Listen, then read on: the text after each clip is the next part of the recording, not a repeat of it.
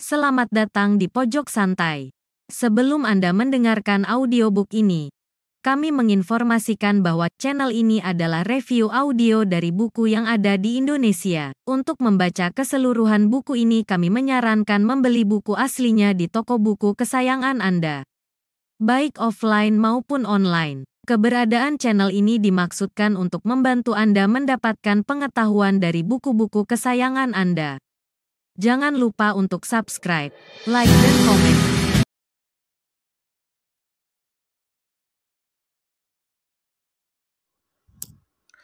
Selamat datang di Pojok Santai,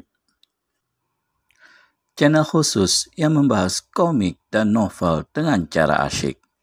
Suto, Paman Dubang, dan penduduk desa dikejutkan dengan meletusnya Gunung Cadas Geni. Bagaimana kehebohan mereka? Yuk langsung saja disimak video kali ini.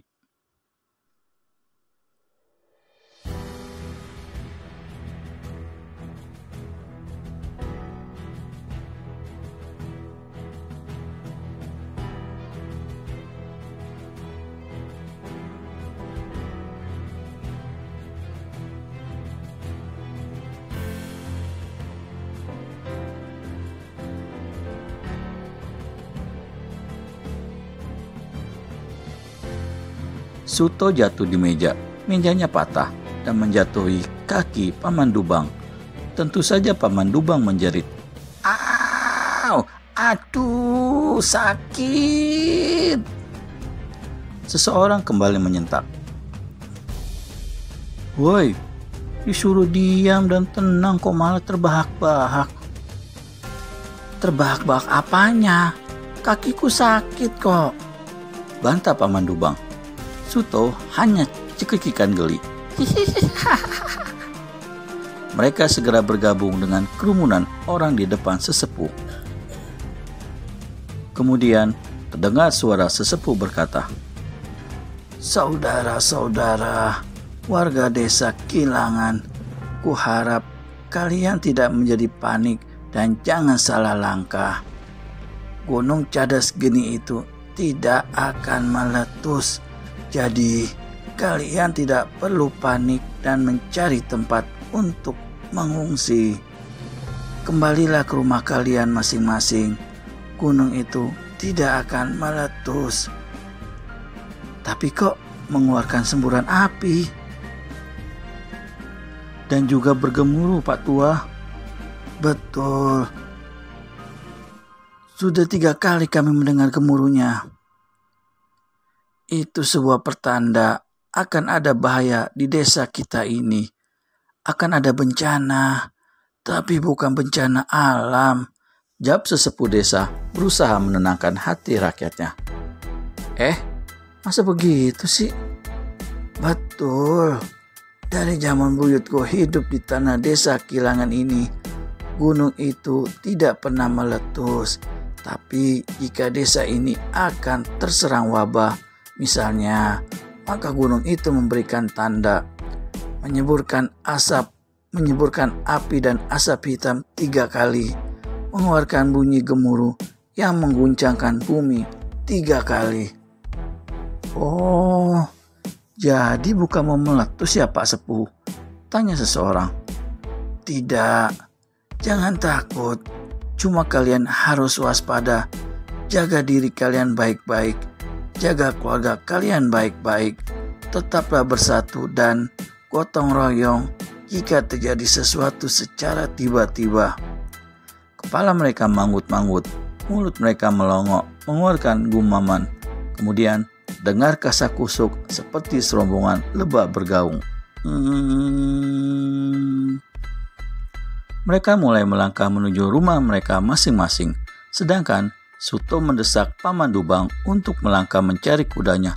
Toh gemuruh gunung tersebut memang berhenti, tidak menyemburkan asap dan api lagi. Tidak terasa ada guncangan tanah kembali. Gunung itu tenang. Hati masyarakat desa pun jadi lapang. Tapi beberapa saat kemudian suara gemuruh itu datang lagi. Orang-orang yang telah tenang menjadi tegang kembali. Mereka keluar dari rumah saling pandang dalam keheranan. Suara gemuruh itu disimak baik-baik. Mata mereka menatap ke puncak gunung. Salah seorang berseru, itu bukan suara gunung. Iya, sepertinya suara gemuruh kaki kuda. Betul, makin lama semakin dekat suaranya. Seorang lelaki tua terbatuk-batuk. Lengannya ditepuk oleh istrinya. Jangan berisik lah. Kita sedang menyimak suara gemuruh itu. Kamu kok malah bergemuruh sendiri? Batuk. Aku batuk, kata suaminya yang tua.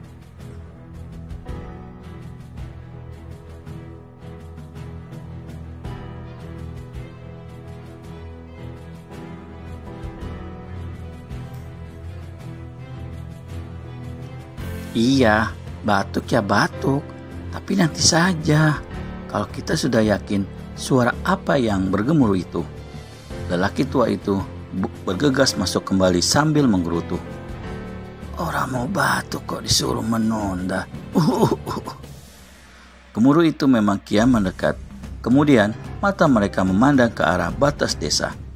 Tampak sama-sama sesuatu yang bergerombol bergerak maju. Kian lama kian jelas. Mereka kian paham bahwa ada serombongan orang berkuda mendatangi desa mereka. Bertambah dekat, bertambah jelas. Orang-orang penunggang kuda itu memiliki wajah garang, buas, menyeramkan, dan tampak keji-keji. Jumlah mereka ada 13 orang, semua menunggang kuda. Semua bersenjata, sepertinya saling siap tempur. Salah seorang yang menjadi ketua mereka mengangkat tangan mengepal. Kuda-kuda itu berhenti. Tapi kudanya sendiri keterusan.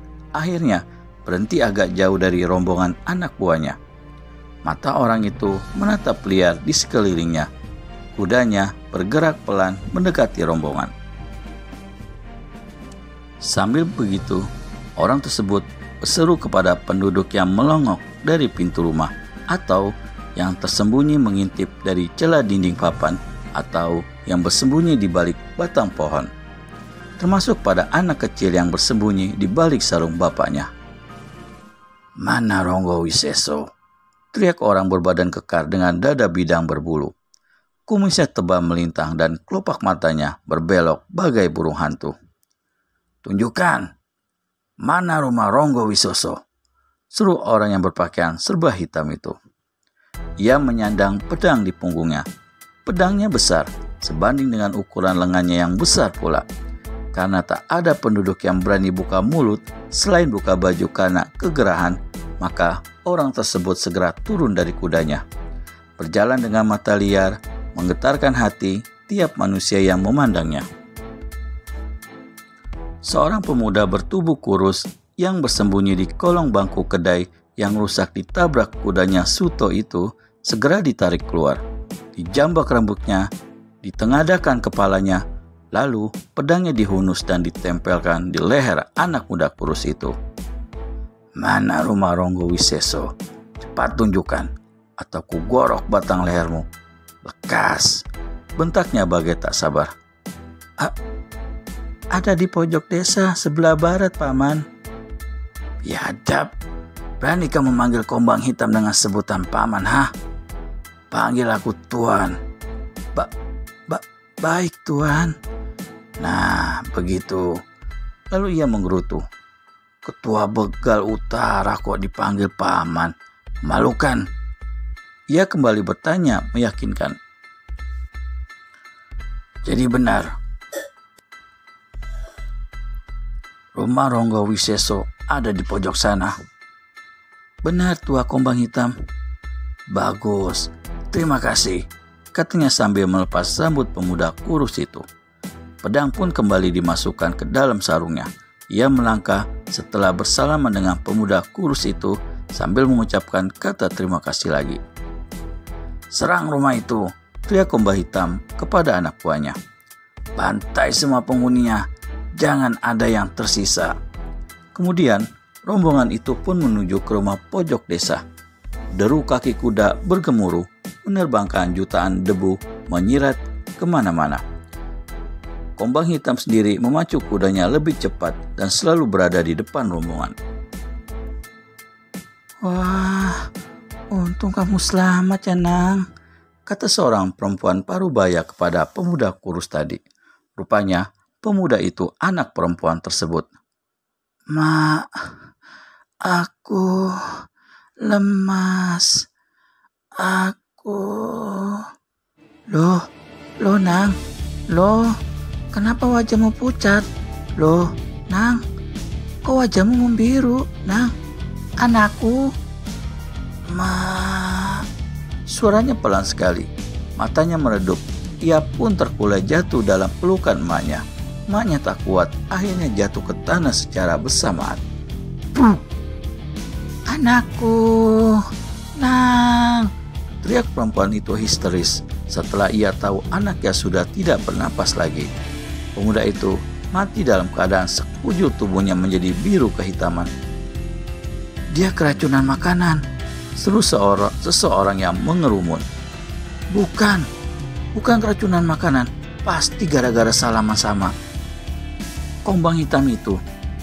"Benar, pasti waktu salaman, ketua begal utara itu menyalurkan tenaga dalam yang amat beracun dan berbahaya. Dan jahat sekali orang itu.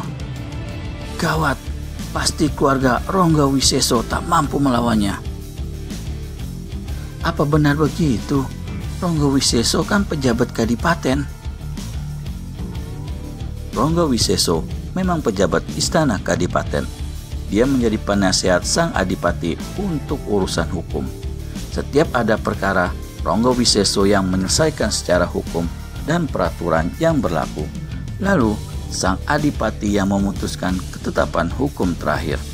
Tapi karena waktu itu Rongga Wiseso sering sakit-sakitan, maka ia diizinkan untuk beristirahat.